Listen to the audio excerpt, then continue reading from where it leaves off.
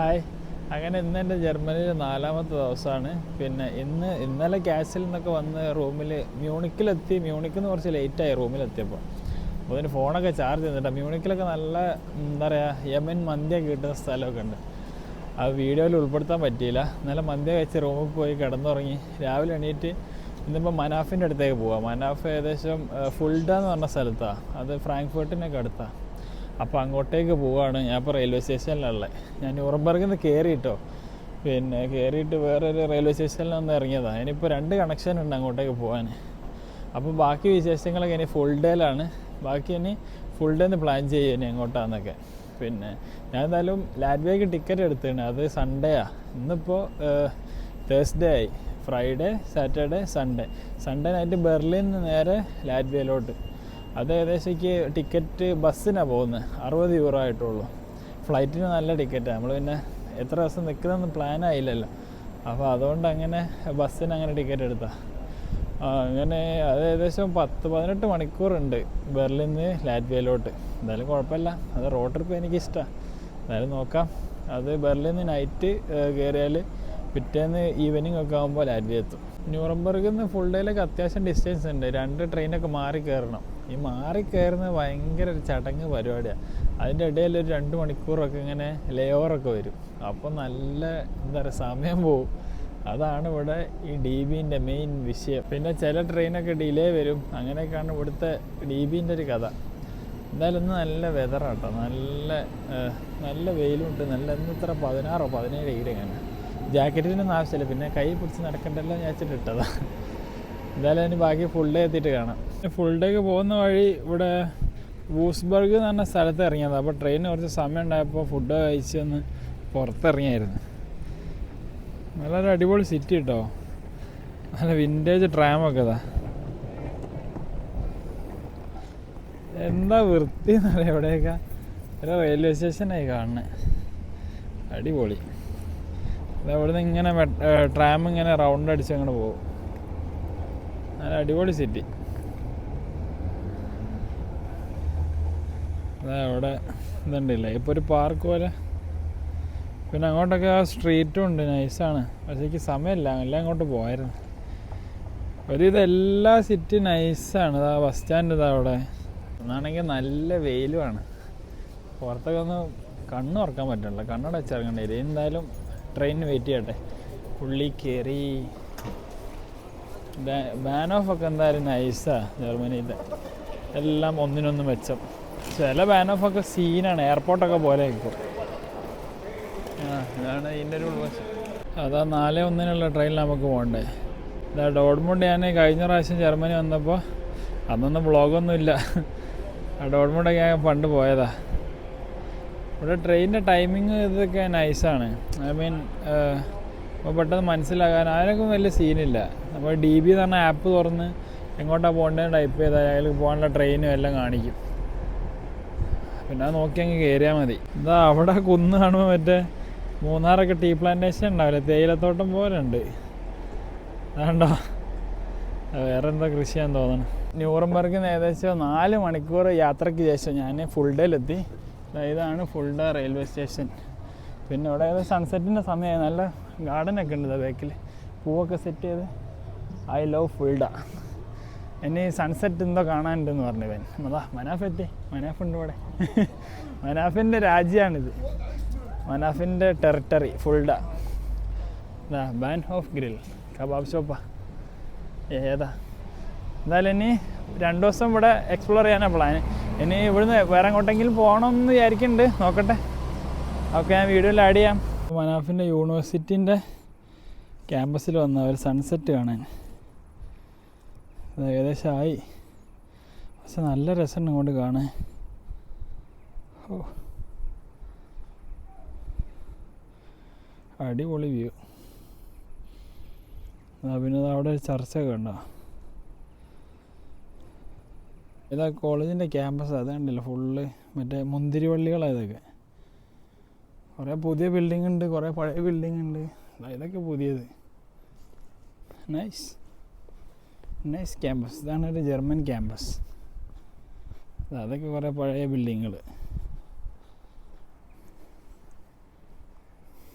കൊള്ളാം. ഇതൊരു മലൻ്റെ സൈഡിലായത്. അതാ നേരത്തെ ആ വ്യൂ ഒക്കെ കണ്ടില്ലേ. ഇതാണൊരു ക്യാമ്പസിൻ്റെ ഒരു ഉൾവശം, ഇൻഡോർ. ഇതൊരു ലൈബ്രറി ആയത്. അവിടെ മെയിൻ റോഡ്. ഈ അൾഡി എന്ന് പറയുന്നതാണ് ഇവിടെ ഒരു സൂപ്പർ മാർക്കറ്റ്. മനാഫിൻ്റെ അടുത്ത്. ഞങ്ങൾ നല്ല ബിരിയാണി വെക്കാനുള്ള പരിപാടിയിലാണ്. കുറച്ച് ഗ്രോസറി ഒക്കെ വാങ്ങിയിട്ട് അങ്ങനെ പോകും. അതാണ് എൻ്റെ ചെറിയ സിറ്റി. അധികം പഴയ ബിൽഡിങ്ങുകളല്ല, ഓൾഡ് ടൗൺ വേറെ ഉണ്ടെന്നാണ് പറഞ്ഞത്. നല്ല നൈസ്. ഇതാണ് എൻ്റെ യൂണിവേഴ്സിറ്റീൻ്റെ എൻട്രൻസ്. ഇതെൻ്റെ സ്ട്രീറ്റ് കണ്ടോ, ഒരു കയറ്റം കയറി വരിക. നൈസ് സ്ഥലം, എനിക്കിഷ്ടപ്പെട്ടു. രാത്രി ആയിട്ടോ. മനാഫിൻ്റെ നല്ല സൂപ്പർ ബിരിയാണി. Good morning. അങ്ങനെ എൻ്റെ 5ാമത്തെ ദിവസമാണ് ഇന്ന് ജർമ്മനിയിൽ. അപ്പോൾ ഇന്ന് വെള്ളിയാഴ്ചയാണ്. അപ്പോൾ ഞാൻ പള്ളിയിലൊക്കെ പോകാൻ വേണ്ടിയിട്ട് റെഡി ആയതാണ്.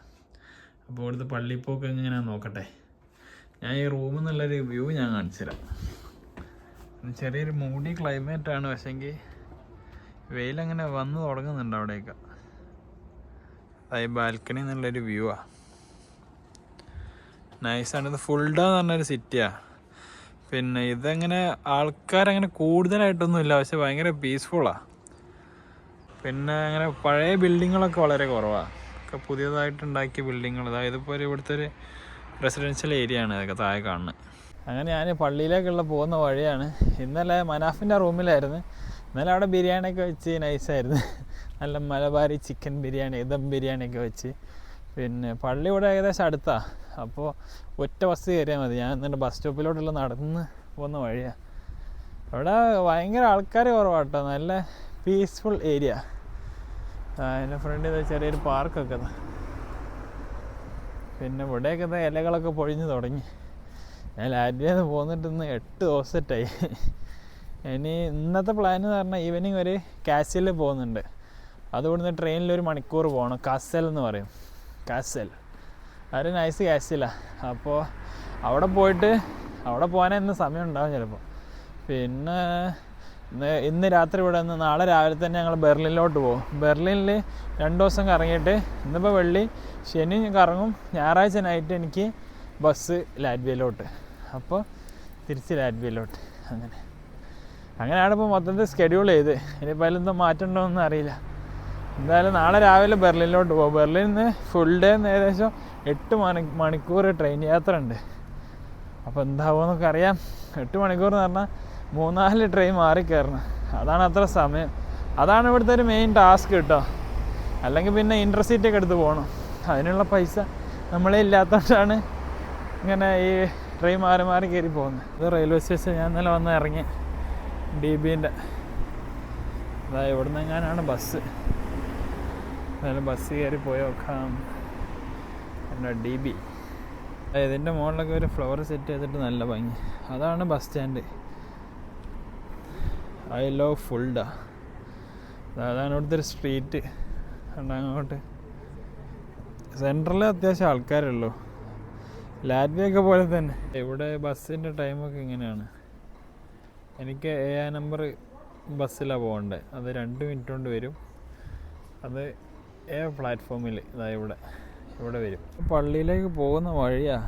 എന്ത് രസമാണ് അറിയാം. ഇപ്പോൾ ഈ ഓട്ടം സീസൺ ആയതുകൊണ്ട്.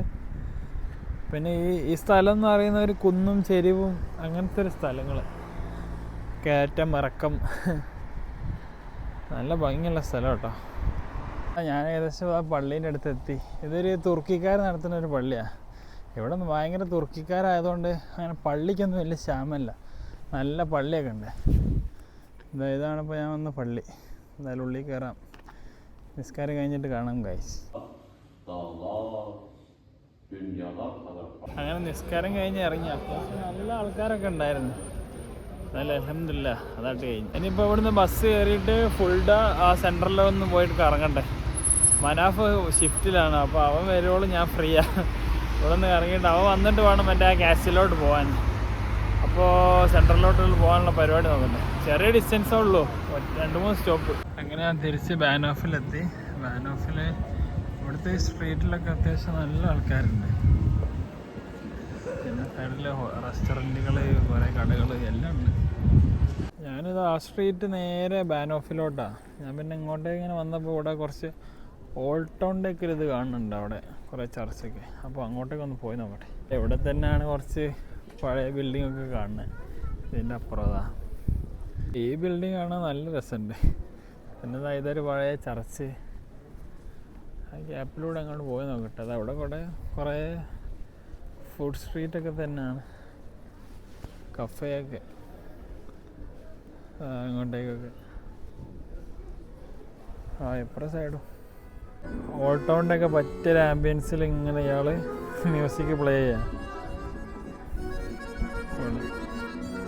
ഇങ്ങോട്ടൊക്കെയുള്ള ബിൽഡിങ് നല്ല രസമുണ്ട്. ഈ ജർമ്മനിയിൽ ഒരു ഇതെല്ലാ ബിൽഡിങ്ങുമ്പോഴും ഇങ്ങനെ ഈ ക്രോസ് ആയിട്ടുള്ള കുറേ ലൈൻ കാണാം. ഇതൊക്കെ കണ്ടില്ലേ, അങ്ങനെ കുറേ ലൈൻസ്, കുറേ പെയിൻറ്റിങ് ഒക്കെ തന്നെ. ഇത് അടിപൊളിയായി. ഇങ്ങോട്ടൊന്ന് പോയി നോക്കട്ടെ. ഇങ്ങോട്ട് കുറേ നല്ല കടകളും ബിൽഡിങ്ങുകളൊക്കെ ഉണ്ട്. ഇതൊരു ചെറിയൊരു സിറ്റി ഓൾഡ് ടൗൺ ഒക്കെ കേട്ടോ. അപ്പോൾ ഇത്രയൊക്കെ തന്നെ ഉണ്ടാവുള്ളൂ. ഇതൊക്കെ സ്ഥിരമായിട്ട് കാണുന്ന സാധനം തന്നെ, കോമൺ കാഴ്ചകൾ. ഇവിടെ ഓൾഡ് ടൗൺ ഒന്നും വലിയ ഇതായിട്ടൊന്നും എനിക്ക് തോന്നണില്ല. എന്നാലും സ്ഥിരം കാണുന്ന കുറേ കാഴ്ചകൾ തന്നെ.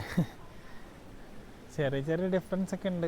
ഞാൻ കുറച്ച് നേരം ഓൾഡ് ടൗൺ ഒക്കെ ചുറ്റിയിട്ട് അതിന് നേരെ റെയിൽവേ സ്റ്റേഷനിലൊക്കെ തന്നെ പോവുക. ആ കാസിലോട്ട് പോകാനുള്ള ട്രെയിന് ആവാനായി.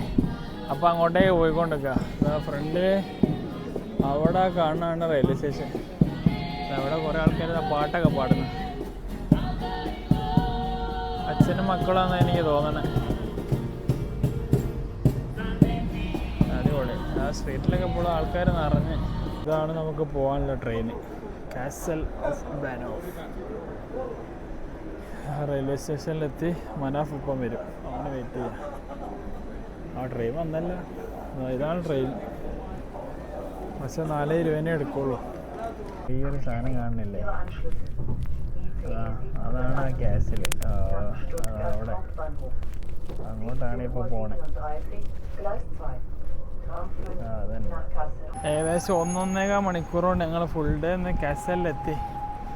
ഇത് അടിപൊളി റെയിൽവേ സ്റ്റേഷൻ കേട്ടോ.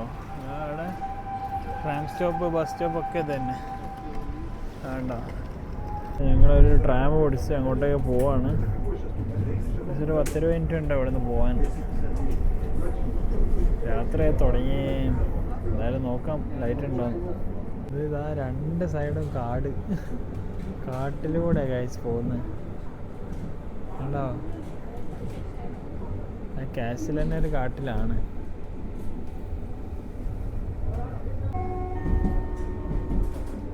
അടിപൊളി ഇങ്ങനെ പോകുന്നതാണ്.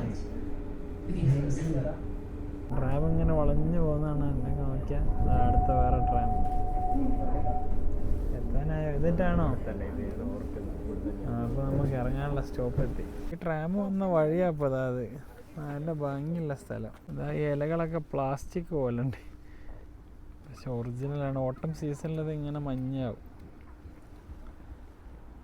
ആ ഒരു ഏരിയ ഉണ്ടല്ലേ, വാ ആ ഒരു ട്രാം അതാ വരുന്ന പൊളി. ഇത് നമ്മൾ കൂട്ടിയിടിക്കുമോ ഇനി? അപ്പുറത്തുണ്ടല്ലോ ഒന്ന്, അത് ജോയിൻ ചെയ്യാൻ എന്തിനാ വന്നതാണ്. ആ അപ്പുറത്തൊന്നുണ്ട്. നമ്മൾ ആ ട്രാം ഇറങ്ങി ആ കാസിലിൻ്റെ ഏകദേശം സ്റ്റാർട്ടിങ് ബിൽഡിങ് ആയത്. ഇത് കാണാൻ തന്നെ എന്ത് രസം കണ്ടാ. അതിക്കൊന്ന് ആ ഡിസ്ട്രിക്റ്റിൻ്റെ ഞാൻ ഫ്ലാഗാ ജർമ്മനിയുടെ കാസൽ. എന്താ രസം. പോകുന്ന വഴിക്ക് നല്ല ലേക്കൊക്കെ, ആമ്പൽക്കുളം, നല്ല കിടിലൻ വഴികളിലൂടെ ഇങ്ങനെ പോയിക്കൊണ്ടിരിക്കുന്നത്. സൈഡിൽ ചെറിയതാ വെള്ളച്ചാട്ടം പോലെ. ഈ കാസിലിൻ്റെ ഫ്രണ്ടിലൂടെ ഉണ്ടൊരു വെള്ളച്ചാട്ടം, അതുണ്ടായാൽ മതിയായിരുന്നു. നല്ല രസം. ഒരു വലിയൊരു പാർക്കാട്ടോ. നേരത്തെ കണ്ട ബിൽഡിങ്ങിൻ്റെ മോൾ ഭാഗത്തെത്തി നമ്മൾ. ഇവിടെ കുറച്ച് പണിയൊക്കെ നടക്കുന്നുണ്ട്, ഒരു യു ഷേപ്പിൽ. അടിപൊളി. നല്ലൊരു പാർക്ക് ഉണ്ടാ. അതിൻ്റെ ഇടയിൽ കൂടെ ഒരു ചെറിയ കാസിൽ വേറെ ഉണ്ട്. നമുക്ക് മെയിൻ അതല്ല, മെയിൻ വേറെ തന്നെ ഉണ്ട്. അതിൻ്റെ ഉള്ളിൽ കൂടെ ജസ്റ്റ് കാണുന്നുണ്ട്, അങ്ങോട്ടേക്കായി പോണേ. ഇതാണ് മഞ്ഞ. ഏതാ കളറ്? ഇവിടെ ഏതായാലും ചെറിയ ലേക്ക് ആണ്. എന്നാൽ അങ്ങോട്ട് പോവാം. Chair vibe. ആ ടോപ്പ് കാണാനാണ് നമ്മളിന്ന് വിസിറ്റ് ചെയ്യാൻ വിചാരിച്ച ഗ്യാസിൽ. അങ്ങോട്ടേക്ക് കയറണം, കുറേ പോകാനുണ്ട്. അപ്പോൾ ഈ വഴി അങ്ങനെ കയറണം. ഇതാണ് ആ ഗ്യാസിലോട്ടുള്ള കവാടം. താഴോട്ടൊക്കെ നല്ല വ്യൂ ഉണ്ട് കേട്ടോ. ഒമ്മേ കുറേ കയറാണ്ട് അടുത്ത് കാഴ്ച. ഇതാണ് അങ്ങോട്ടുള്ളൊരു എൻട്രൻസ്. അതാ പറഞ്ഞ വ്യൂ.